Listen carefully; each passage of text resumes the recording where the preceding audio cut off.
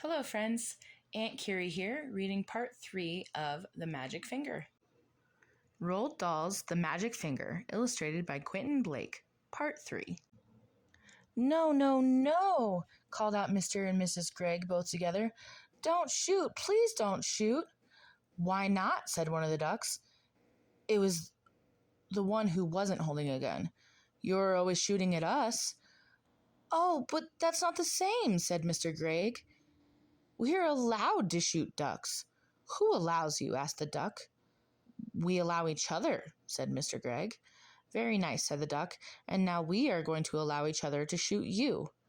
I would have loved to have seen Mr. Gregg's face just then. "Oh, please," cried Mrs. Gregg.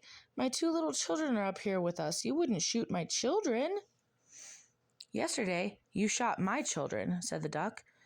"You shot all 6 of my children." "I'll never do it again," cried Mr. Gregg. "Never, never, never." "Do you really mean that?" asked the duck. "I do mean it," said Mr. Gregg. "I'll never shoot another duck as long as I live." "That is not good enough," said the duck. "What about deer?" "I'll do anything you say if you only put down those guns," said Mr. Gregg. "I'll never shoot another duck or another deer or anything else again."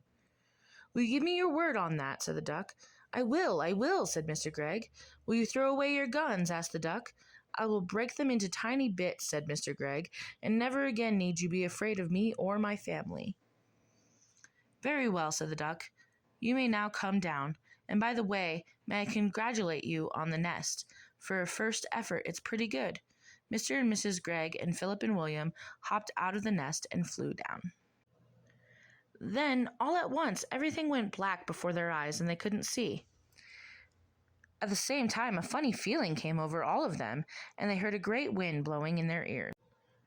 Then the black that was before their eyes turned to blue, to green, to red, and then to gold, and suddenly there they were, standing in lovely, bright sunshine in their own garden, near their own house, and everything was back to normal once again.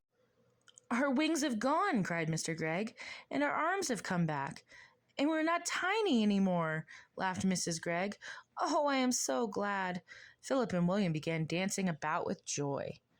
Then, high above their heads, they heard the call of a wild duck. They all looked up, and they saw the 4 birds, lovely against the blue sky, flying very close together, heading back to the lake in the woods. It must have been about a half an hour later, and then I myself walked into the Gregg's garden.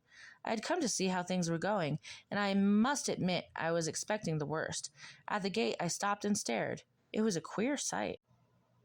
In one corner, Mr. Gregg was smashing all 3 guns into tiny pieces with a huge hammer. In another corner, Mrs. Gregg was placing beautiful flowers upon 16 tiny mounds of soil, which I learned later were the graves of the ducks that had been shot the day before. And in the middle of the yard stood Philip and William, with a sack of their father's best barley beside them. They were surrounded by ducks, doves, pigeons, sparrows, robins, larks, and many other kinds that I did not know, and the birds were eating the barley that the boys were scattering by the handful. "Good morning, Mr. Gregg," I said. Mr. Gregg lowered his hammer and looked at me. "My name is not Gregg anymore," he said. "In honor of my feathered friends, I have changed it from Gregg to Egg." "And I am Mrs. Egg," said Mrs. Gregg. "What happened?" I asked. They seemed to have gone completely dotty, all 4 of them. Philip and William then began to tell me the whole story. When they had finished, William said, "Look, there's the nest. Can you see it?